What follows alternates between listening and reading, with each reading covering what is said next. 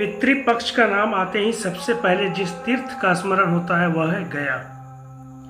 लेकिन क्या आप जानते हैं कि गया का नाम एक राक्षस के नाम पर पड़ा? आइए सुनते हैं वह पावन कथा। बहुत समय पहले गयासुर नाम का एक असुर था। असुर होते हुए भी उसका हृदय भक्तिमय था। उसने भगवान विष्णु की कठोर तपस्या की। सालों तक केवल भगवान का नाम जपते हुए वह ध्यान मग्न रहा। उसकी तपस्या से तीनों लोग कांप उठे, देवता भयभीत हो गए। यदि गयासुर इतना बलवान हो गया तो कहीं अनर्थ न कर दे। लेकिन जब गयासुर ने अपनी आंखें खोली तो देवताओं ने देखा कि उसका मन निर्मल और भक्ति भाव से भरा है।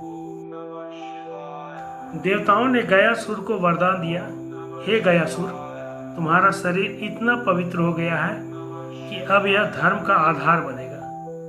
तेरी भूमि पर जो भी श्राद्ध और पिंडदान करेगा उसके पितर तृप्त होकर मोक्ष को प्राप्त करेंगे। गयासुर ने नम्रता से सिर झुका लिया। एक दिन ब्रह्मा जी ने कहा, हमें एक ऐसी पवित्र भूमि चाहिए जहां हम यज्ञ कर सकें। गयासुर ने कहा, हे देवताओं, मेरी देह को ही भूमि बना लीजिए।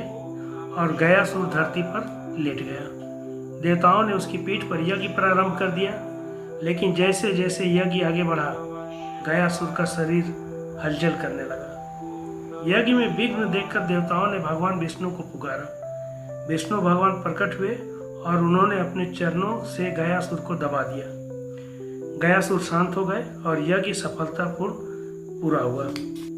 जहां भगवान विष्णु ने चरण गयासुर की पीठ पर पड़े, वहीं आज है गया का विष्णुपद मंदिर, जहां पत्थर पर विष्णु के चरण चिन्ह आज भी पूजे जाते हैं। यज्ञ पूर्ण होते ही देवताओं ने घोषणा की, आज से यह भूमि गया कहलाएगी।